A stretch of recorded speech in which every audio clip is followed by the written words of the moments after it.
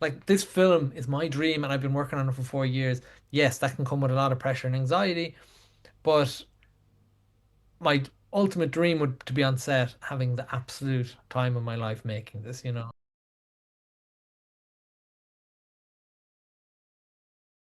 Welcome to Rescreen der Film Podcast. We haven't translated the title of our podcast yet because it's our first recording in English that we have, because it's a special episode that we're doing today. And we have a guest today to the show because we will be talking about one of my favorite films of 2025. I think I mentioned it a couple of times in the podcast already. We'll be talking about CHRISTY, an Irish film that I got to see at Berlinale last year, where it was presented at Generation 14 in the program, and it also won the jury prize in that program, as well as the prize for the best Irish film at Galway Film Fleet. And it is done by Brendan Canty. You might have known or heard of him because he was one of the people who did the music video for Hosea's Take Me to Church, as well as two short films called For You, which feature Barry Keoghan, and CHRISTY, the short film which also features CHRISTY that we'll be talking about today. And I'm very happy that Brendan is talking to us today. So very welcome to you again. Thank you for being at a podcast. Thank you for having me. I'll give a little introduction into what CHRISTY is about, and then maybe you can add to that because some of the people who we're talking with today maybe haven't seen the film yet. It is a film about a 17-year-old boy named CHRISTY. He just got kicked out of foster care and he moves back in with his half-brother Shane in like the working class area of Cork, and there he tries to navigate his life back in the home with his brother, who lives together with his wife and his newborn child, and he kind of reconnects with past friends and family members, try to navigate into a future, maybe trying to grow up in that environment. And yeah, I think it's a lovely film. I'm very happy that we can talk about, but maybe you can start with telling us how this project started and how like CHRISTY came maybe from the short film to the feature film. Yeah. So I wrote this film with Alan O'Gorman, who was one of my first ever best friends. My first ever best friend, actually. We grew up in the same housing estate when we were like 5, and we would have played football together through our childhood and teenage years. And when we were teenagers, there a few boys from the area that Christy is in joined the team, and they were very like Christy, like lovely fellas, but had come from like tough backgrounds and stuff like that. Mhm. And they were just amazing characters, and the coaches on our team always like ended up kind of being, we never realized it back then, but like such male role models for them and almost their social workers unofficially. Um, and we just always, when we started to make films, we always wanted to maybe make something about boys like them. Mhm. We always were drawn to making a story about that, and we always wanted to make a Cork story. So that's kind of where it started, but we didn't really have our team. And then I remember it was Bonfire Night, which features in the film, which is kind of around the summer solstice. It's in some parts of Ireland, people will like these bonfires, just around their housing estates on the greens and fields and stuff like that. But I went up. It particularly happens up in the north side in this place called Knocknaheeny, where Christie is set. So I went up there to take photographs, and I remember very vividly chatting to these two teenagers who were drinking cans around a bonfire. They had their hoods up. They looked like the sort of lads that you'd probably, if they were coming towards you, you might walk to the other side of the street. Like they looked dodgy, like, kind of football hooligan types. But I ended up getting chatting to them, and they they were very interested in what I was doing and asking me about, what am I doing with the camera? And I said, I'm just taking photographs. They were kind of like, why are you taking photographs of this shithole? And I was like, oh, it just looks so cinematic with the fires and on the top of the city, and it's just so visual. And they got that then, and they thought that was cool. And then anyway, I was talking to them for ages about being a filmmaker, and he was quite interested in that. And then I was so very naive about like class insecurities and all of that. And I just remember being so excited, and I was like, you should get into filmmaking, college is free in Ireland, you just go, or it's like paid for by the government, whatever. And he was just like looking at me like I had two heads, like, he was like, nah, college isn't for me. And I was like, no, no, no, you can go seriously. And Mhm. I just didn't get it. And I remember at the end of that conversation, he like thanked me for talking to him. I was like, what do you mean? He was like, oh, no one talks to us. Like, and like, I was just so moved by this interaction that we, and at the same time, I was living in Dublin in an inner city area, quite close to the Guinness storehouse in Dublin, actually. Um, and I remember they do bonfires around Halloween in Dublin, and I just remember I was living in an apartment on like the fourth floor, so I was able to look over this big wasteland, and I was able to see like, a apartment block across the way, or flats or whatever we call them. And I was able to just watch all these scrappy young kids from anything from like 7 years old to like 14, up at the crack of dawn with workman's gloves on, dragging pallets across the wasteland, stealing pallets from other housing estates, bonfires, stealing pallets from like DIY yards. So funny, witty, charming, these kids, these working class kids.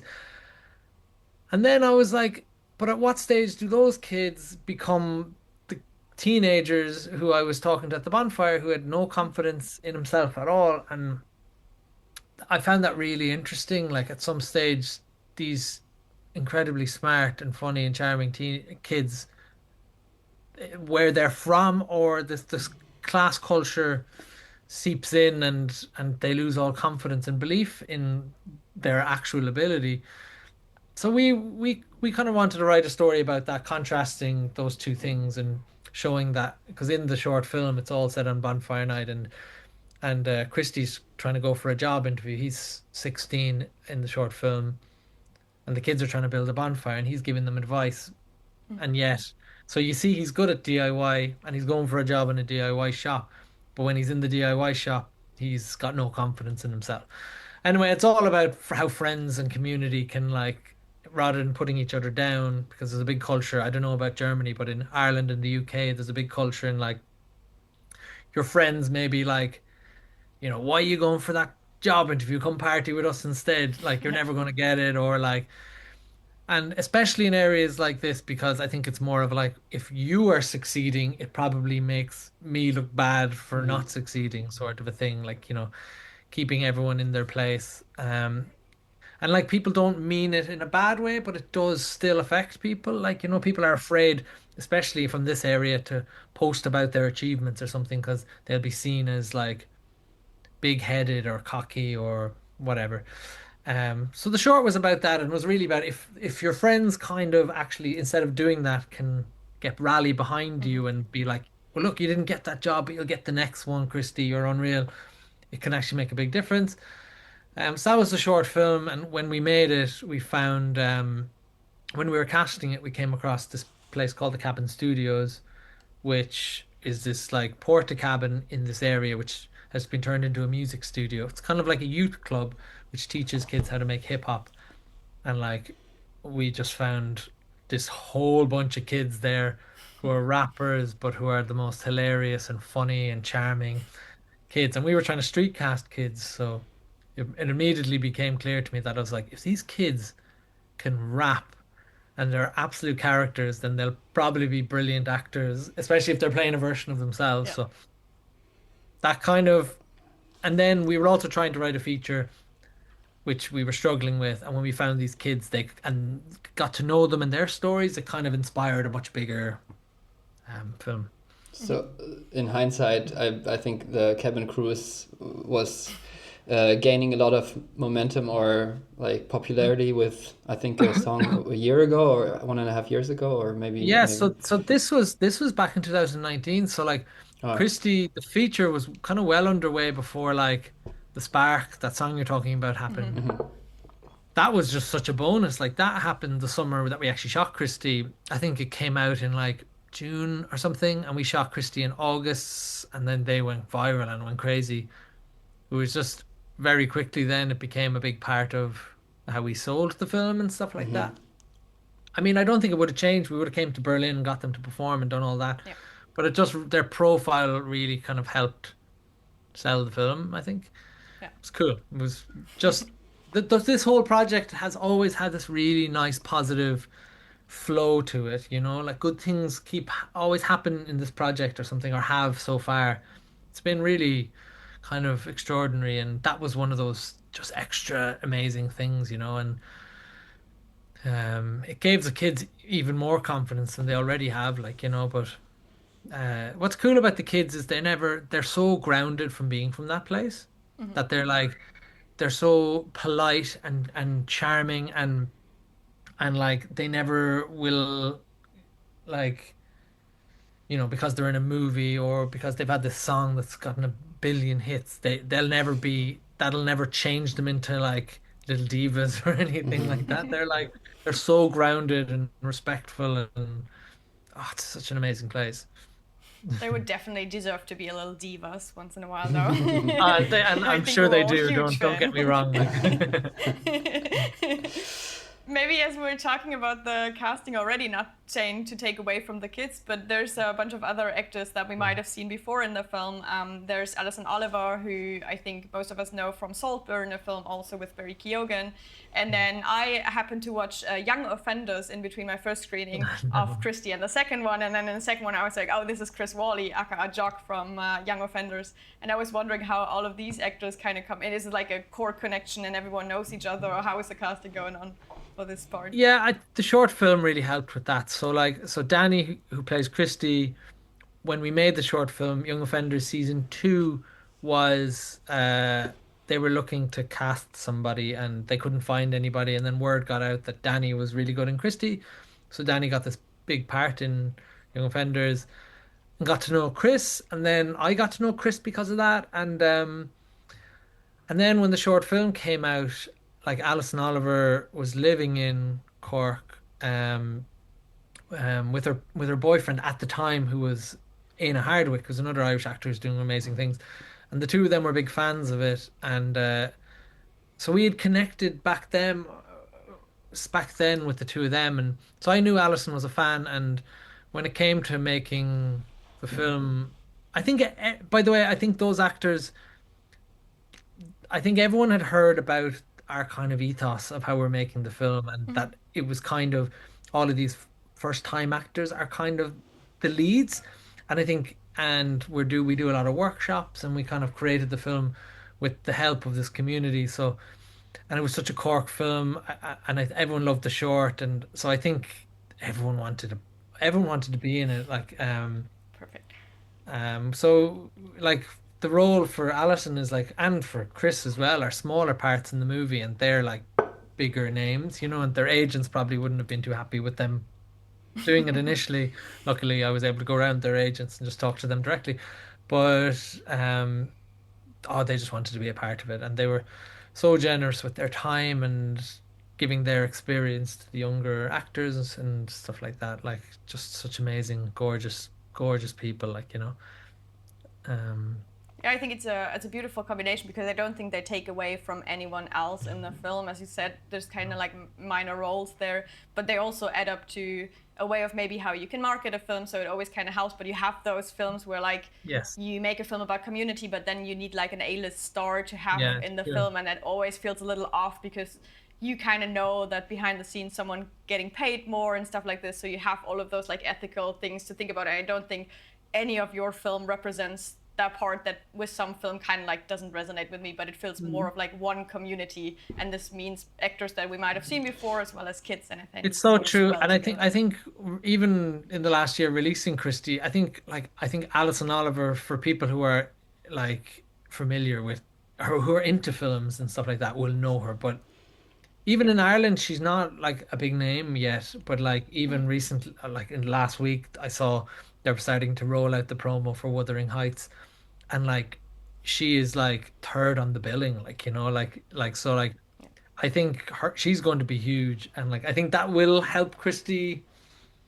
Yeah. I mean, you learn very quickly that all of that stuff is very important if you want your film Yeah. to be seen. I'm not arguing with it.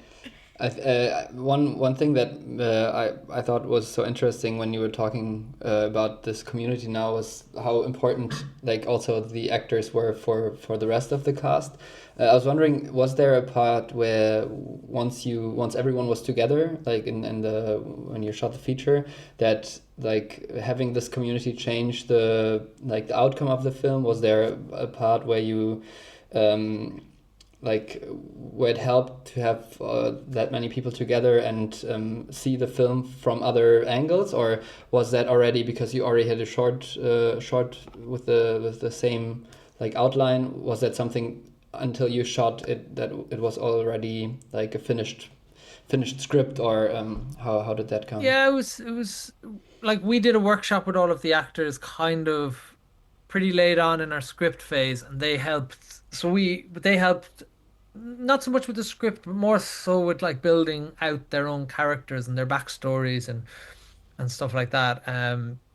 So it was so good for them to like really own their own characters and stuff, and the community. Like I keep saying that I like to talk about the film as being like I think the main theme is how like is community and how community has the power to like heal somebody.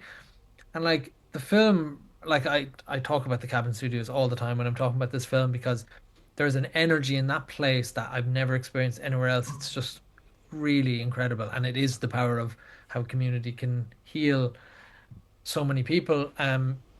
That I wanted that I for Christie, I really wanted to bottle that energy for the film, and how I did that was I think we made it really the heart of the film. Like our production base is in a school, was in a school right next to the cabin. When crew came down, a lot of the crew was just going to be another film job they're working on. I made sure that like to bring them into the cabin, which is literally only a porta cabin. It's two porta cabins now, but it was one at the time. They'd put on gigs for the crew and stuff like that, and like so everybody immediately knew that like, oh, this job is actually a bit extra special than other jobs. So everyone kind of, I think, was in that energy, gave it more because they knew what it was about. And then because like if you're like wanting to get performances out of an actor, or especially well any actor, but I was going to say especially a first time actor, it's like I mean one of the key things I think one of the best skills a director can have is making like an actor comfortable and taking away the pressure. Um, and so like but it was and often that will happen if like an actor can be there with their friends and people in a scene, they're immediately more comfortable. But we had like a whole community, so like all of these actors knew each other, like from like especially all the cabin actors, but then the other actors who came in knew each other through workshops. So like we had these first time actors, but they were there with their people. I was their people because I'd made the short film and I made music videos with them. And during COVID, we ran like workshops online, acting workshops with them online and stuff like that. And I bring my daughters up to the cabin now all the time. So it's like it was just a real family buzz and like this power of community and everyone being in it for each other like created this tone and spirit that I think you can feel when you're watching the film. Like, it's like and obviously there's other things, factors like the music and all of this plays into it and stuff like that, but all of the people who were involved in making those things had been to the cabin, had been to this area, had experienced this feeling that we're talking about. So everyone was um working towards that feeling, or at least was knew what it felt like because they were in it all the time. And like yeah, it wasn't like the vibe on set wasn't like something other than what the movie feels like that music video at the end is kind of Yeah. what the Hmm. energy is like. Not always, obviously it's not like a fucking party or anything like that, but it's like it's a community, like it's yeah, it's so nice. But it Yeah. affected everything, and it's like it's made it so lovely in the last year releasing the film, because it's like it's not my film, it's everybody's film. And like because there's so many rappers in the film, we like actually that was a very good key point. I really wanted people to own the film, like I wanted to have people to have ownership of the film. So like a lot of the musicians So every musician who acts in the film is part of a song that's in the film. So like all the songs on the radios that are playing or in the house parties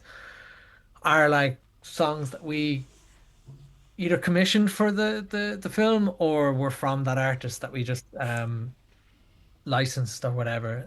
And like I think all of that makes such a difference to again people really feeling like I didn't just act in this film for 2 days. I was like I'm part of the music, and you know it's like it really like it's cool. And then you have all of these people sharing it and giving it the love because it's theirs. You know, it's like Yeah. it's really special. It's yeah. I'm sorry, this is such a long-winded rambling answer to your question, Oh no. but one cool thing that I kind of noticed afterwards was because before the film released, I bumped into Aaron Katatambe, who plays one of Troy's friends. He's the black actor who plays yeah, one of Troy's friends.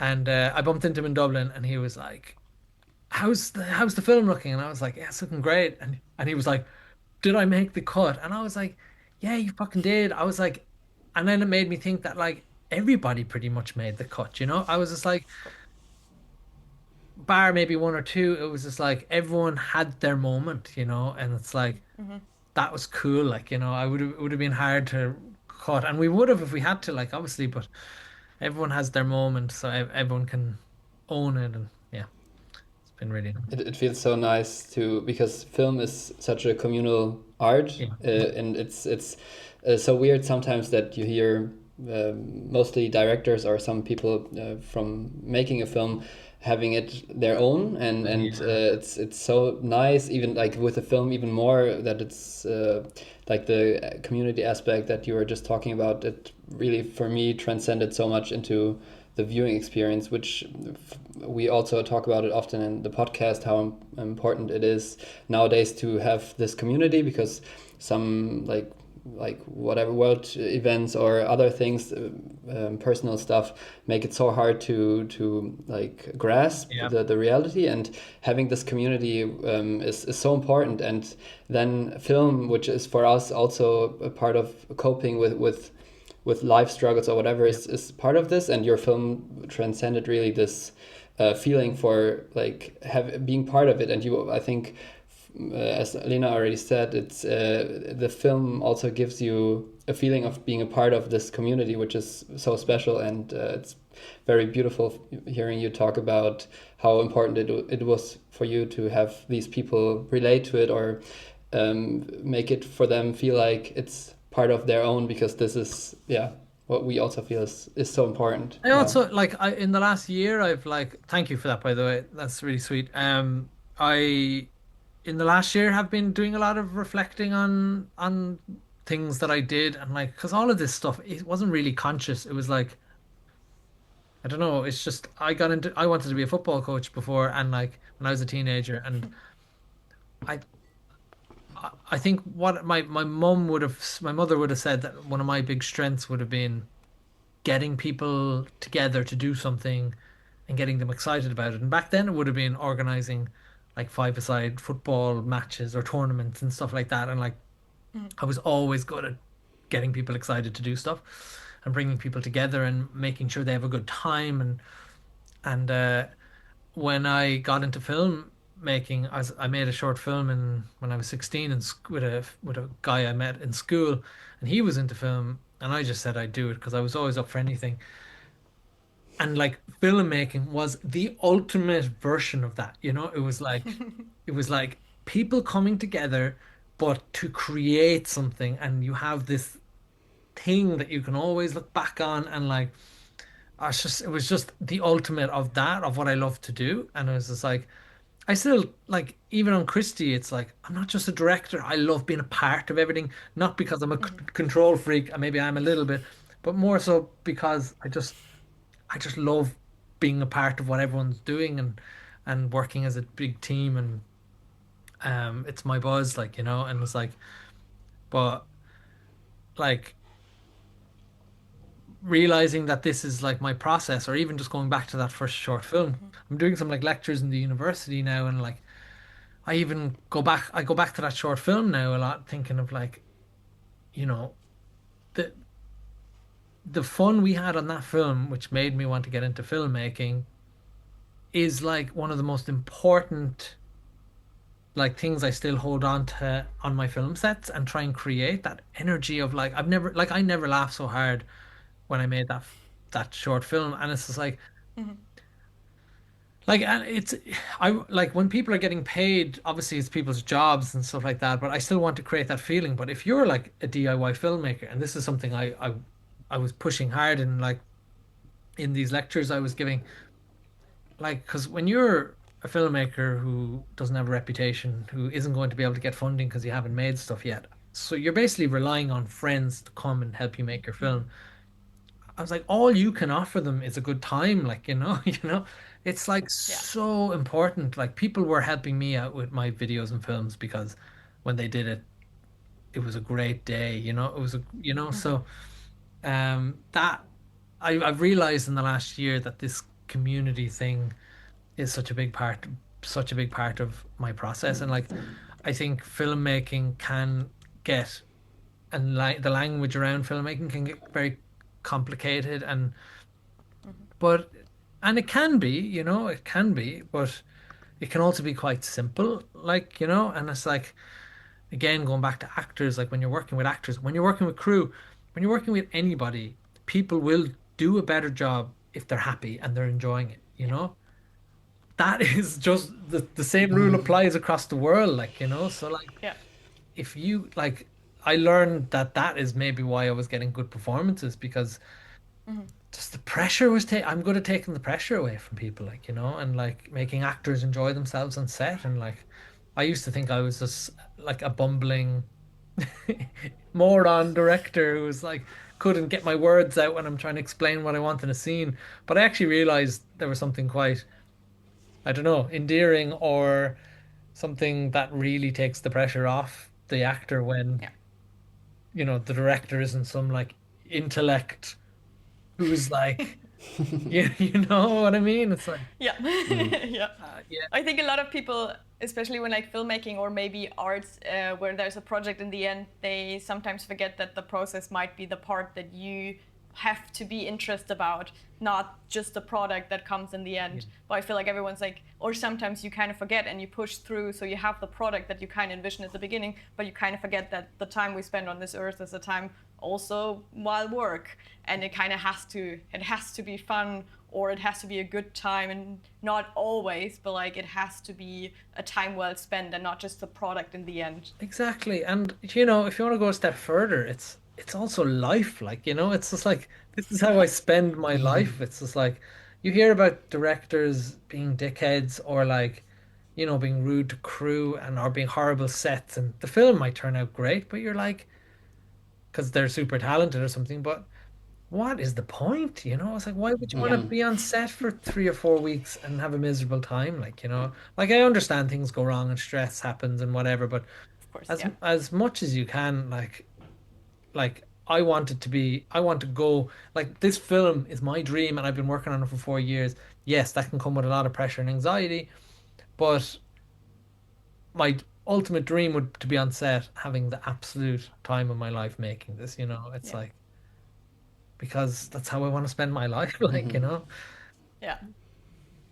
Yeah, and I think you can 100% tell. And maybe what I was wondering about, because I didn't watch it at the premiere, but at a later screening at the Berlinale. So it was me, and then I think like 200 kids or school kids who watched the Oh, film, cool. and everyone had a lot of fun. And I think when you said earlier that everyone kind of like had a part in the film, I think you can tell that there was not like, I think for the kids, I was wondering about why they had so much fun, but I think for the kids, it wasn't like a film made by a grown up who tells stories about kids, but kids telling their own story. And Yeah, I think that kind of works well. I feel like everyone had a lot of fun. There yeah. was a lot of laugh, a lot of talking about afterwards. But I was wondering if you have in mind that you might make a film for like a younger generation and then have like a different starting point, or does it just like start naturally because it's a bunch of younger kids who do go through that process that you're telling about anyways? Yeah, I don't know. Like like I don't have any big drive to do just stories about young people or anything like that. It's like stories just have to come to you and like I'm working on some stuff at the moment now, and they're not about young people, but I'm sure stories will come back around that is, you know what I mean? Yeah. Like I love like they had so much fun because I gave them that's the same with anybody. I just showed them so much respect, like, and like let them own their characters, and we built their characters around them, and we were able to explore in workshops their limitations and like where we could how far we could push them and stuff like that. Um Speaking of young people, I feel like there's young people trying to We bang can hear down them. my door here. There's a siege happening. Um but yeah, and like that just doesn't go with kids, that goes with any actors really. It's just like Yeah. And I think this is probably also why it works both for the younger generation and grown-ups. It's not a children's film, whatever that even means. But like I think it works for anyone because either we've gone through that part or we still have the parts that we see with like younger kids in a film that doesn't count because we're grown up that we don't think about those kind of things anymore. exactly. And I think So you made a great point. Like it wasn't a film that there was some adult trying to just make a kids movie and these kids are in it. It was like no, it was like a movie we made with them, and it was really important that like the kids could watch it and feel like they were being represented. yeah. And like I like people may disagree with me on this point, but I think because I'm a white male filmmaker from the West, yes, that's a very privileged position to be in, and it is. But I don't think that should like I feel like I can tell any story I want to tell if I show the proper respect to who I'm telling it. If I listen to them, if I collaborate with them, if I make sure that like it's their voice that's being heard and I'm not projecting anything, you know what I mean? Like I think once you do that, I think anyone can tell anyone's story, but you have to do that if I'm coming into like telling a story about an African tribe or like a queer community somewhere and I'm projecting my like ideas or something like that, then fuck off. Like Yeah. that's bullshit, like, but if I'm coming in and like truly listening and collaborating, then I think you can do it. You can it's just filmmaking. Then you should be Yeah. fair game. At the same time, with this topic, it's always also like there's then always the discussion about it sometimes when there is a person that didn't represent like that maybe did a film about other people that he wasn't a part of their community, and then the community reacts or people from the community react that was portrayed and was like, hey, I didn't feel Yeah. represented by it. And then the people that made this art, whatever, they cannot handle being like confronted by the community that they wanted to represent. I think there's like a lot of, I don't want to make like exact examples, but this was always the problem that I saw then. It was like the community that wanted to talk to you about what you made, and then you don't want to have the conversation. And it's also, if it's film, it's art. You cannot represent everyone, even if you are part of a community and you tell your own story. There's also maybe some people that didn't feel represented by that portrayal, but it's always important to have then be open about also getting feedback from them and listening. And I think that was very important from the point that you made, that it's when you don't listen beforehand before you make a film, you're probably subjected to more feedback You or don't critique of listen it. or you And don't engage, or like maybe this filmmaker or this example you're giving, they saw a cool story and didn't engage properly. They just were like, let's take from that community or something. yeah. Or maybe they didn't, I don't know. I'm sure you can get into trouble either way. Like at the moment we're working on we're writing a pilot and a series outline for a series based on the character of Robot in Christie, and it's all about life with disability and stuff like that. So we're doing a writers' room in March, and we're getting like Jamie, who plays Robot's going to be a part of it. We're like the day before the workshops, we're meeting with because it's about his family as well. We're going to meet with Jamie's actual mum and his carer. We have a wheelchair user. Um, a screenwriter who's coming in to the writers' room to write with us. Like, it's like that is engaging with the community. And like there might be someone who, if it comes out, is like, who the fuck is this, able-bodied director to tell the story or whatever. And like, I mean, their opinion is their opinion, but like, I would very comfortably be able to talk to that person and be like, well, I had the opportunity to do this, and I worked with this community really closely to make sure it was people like yourself are as represented as much as possible. So like, I'd be able to stand by that, like, and that's so important. Like, I would never ever dream of making anything without doing that. And I feel like if a community is going to be angered, I mean, I'm sure there's going to be examples, but for the most part, they haven't. There's been something that's gone wrong, and that someone's not shown the right respect to a community or engaged with them or whatever.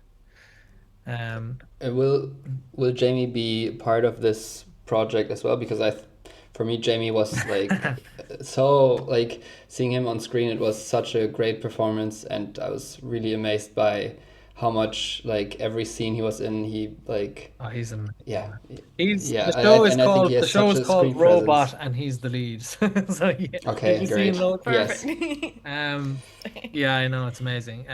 Oh, it's funny, and we had a pitch deck for it when we were trying to pitch it, and like I had a whole page of the pitch deck just like screen grabs of letterbox comments all about like robot, robot, robot, robot, robot, and like I could have filled another page as well. It was so good.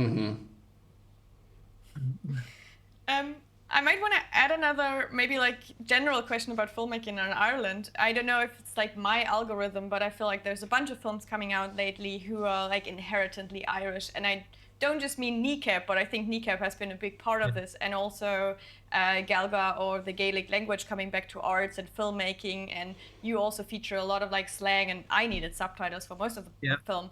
And I think it's brilliant to see that, but I feel like there's a big of like an uprise of like going back to roots regarding languages and storytelling. Do you have the same feeling, and maybe like an idea of why it's starting now? Because I do feel like language is political, and it kind of comes back right now, especially in Ireland.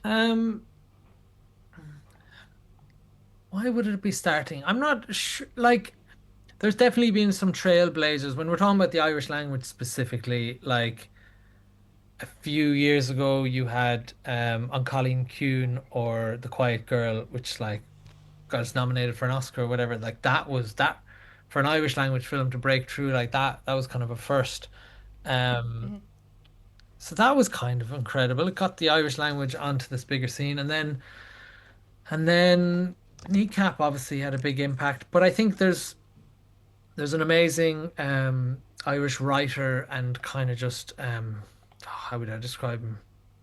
An intellect, kind of almost like a philosopher. He died very recently, a few months ago, called Manchán Mangan, who oh they just he had some beautiful books. I have one here somewhere. Um anyway, it doesn't matter.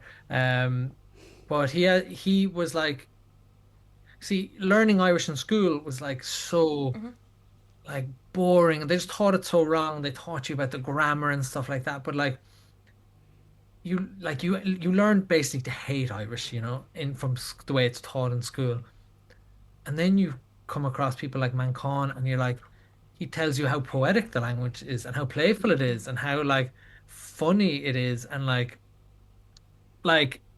there's been lots of things like this that has kind of come to a resurgence out of his book. Um, oh, he has this like amazing book, um, 32 words for a field. It's like gorgeous, like, but you just kind of I think a lot of young people especially have learned that like, oh wow, the language is actually amazing and like so artistic and creative, and like I can't speak it. I wish I could.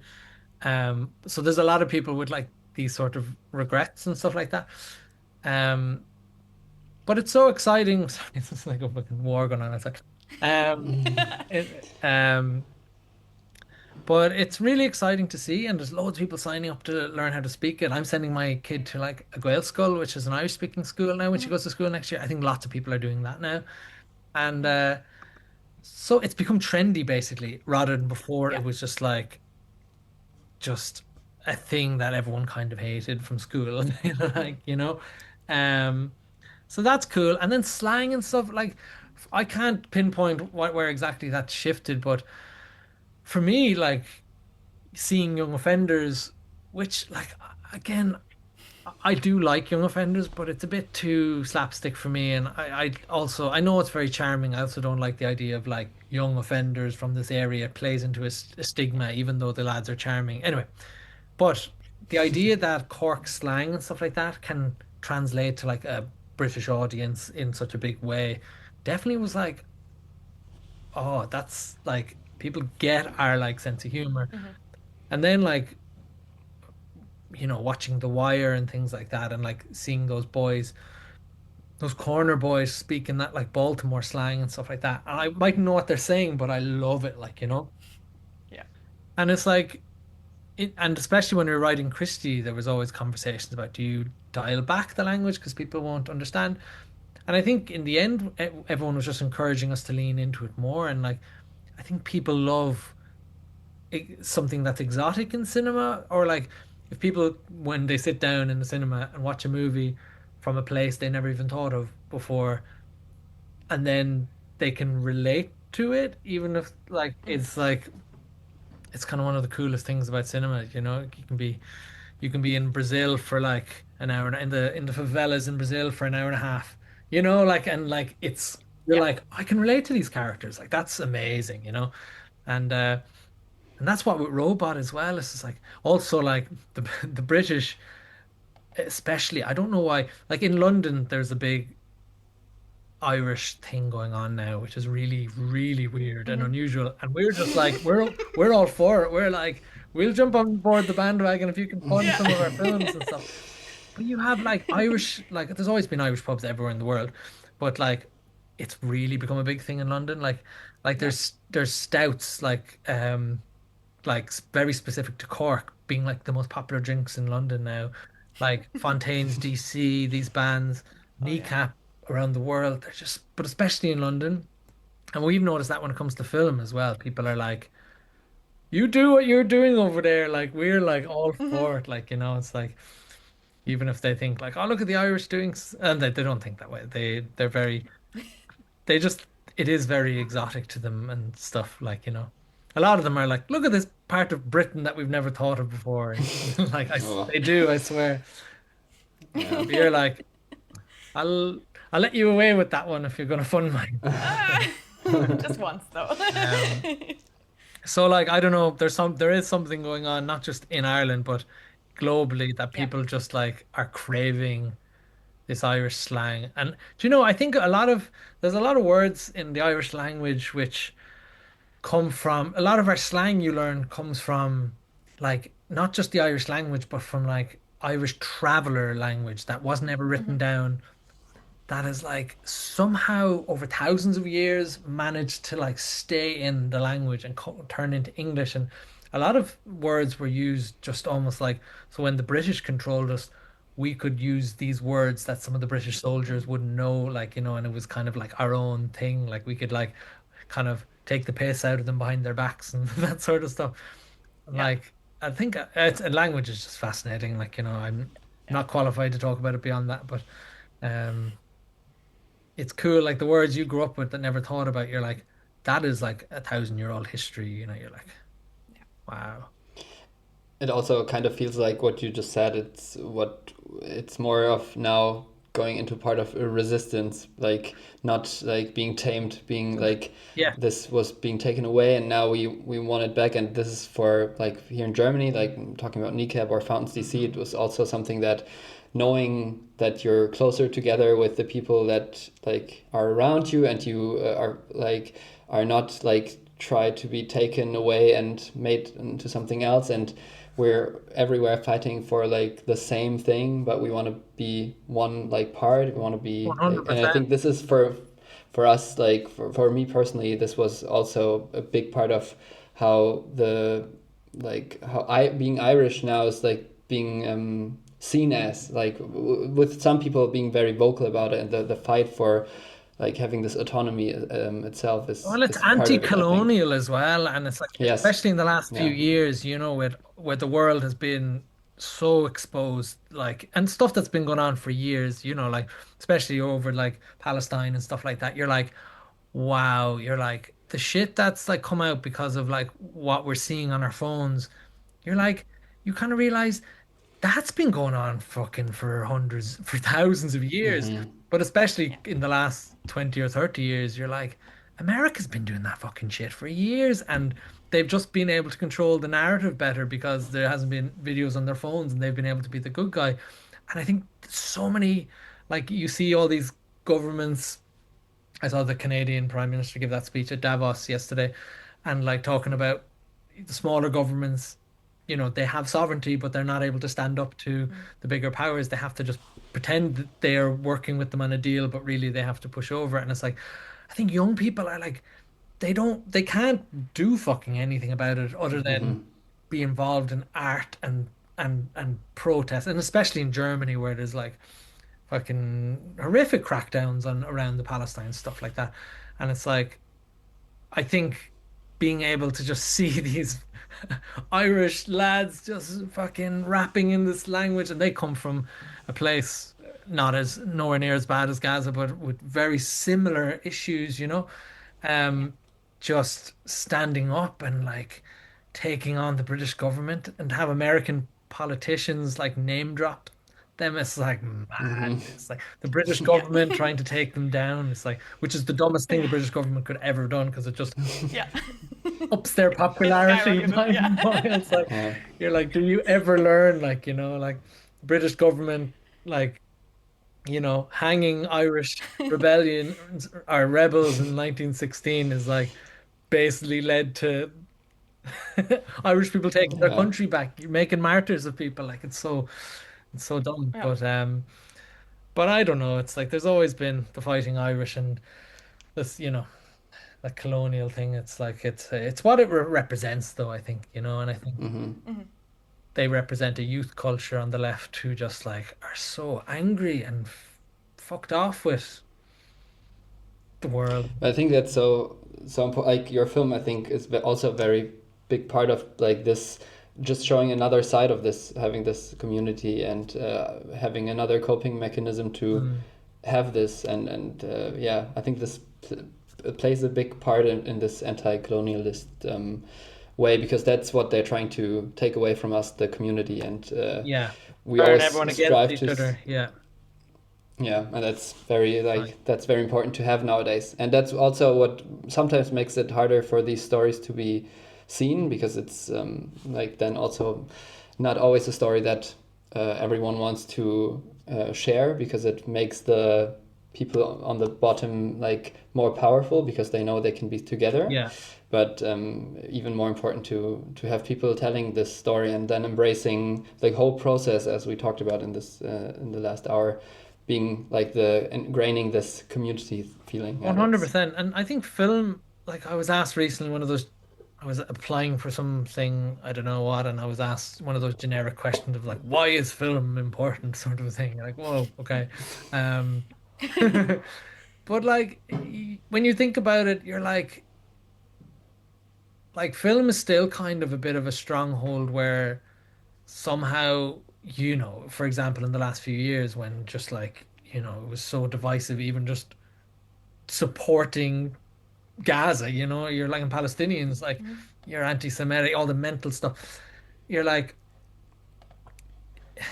it was like for somehow films were still able to be made with big budgets, like, like, and like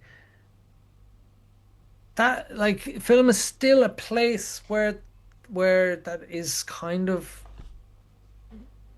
it's a space where these things can still get made. And I think there's an important role a film can play in like, if you're in, just say in America, if you're very on the right and someone's very on the left, Republican, Democrat, like they hate each other and they're never going to see eye to eye.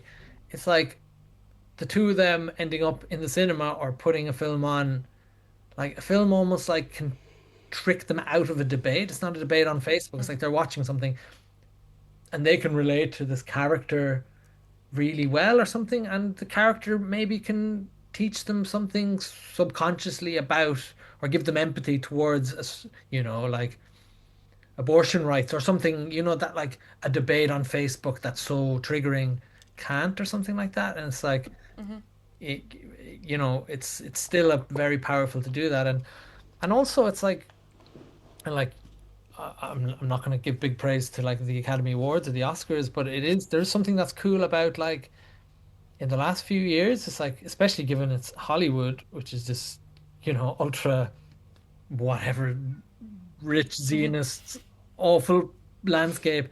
There's still like a lot of indie films are winning the awards. It's not just like these giant budget films. Like it's kind of quite encouraging, So, and like being in the film space so far, like, and have limited enough experience, but everyone's been so really lovely and really supportive, and it's like-minded people. It's people like us trying to get movies made, So it's like that's what it is across the board. I've experienced that. So like, film does seem to be like a bit of a haven in the world, and hopefully can play a good part in trying to change things for the better. I don't know, a little bit.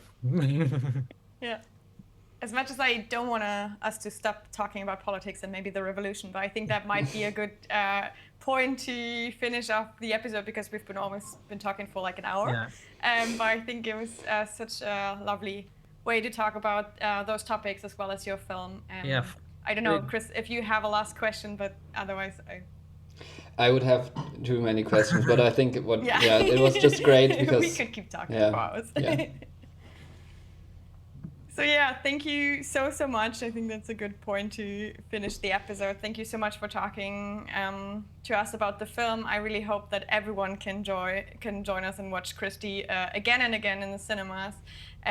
You also have a new documentary film. I just want to drop it in there called Geltra. Yeah, nice. I haven't seen it yet, but I just want to mention it so people can have a look out for this one as well, go in a little deeper into the Kabin Crew and Kabin Studios. Yeah, that's exactly it. And I can't mention it yet, but it will be having a German premiere in the summer at a festival.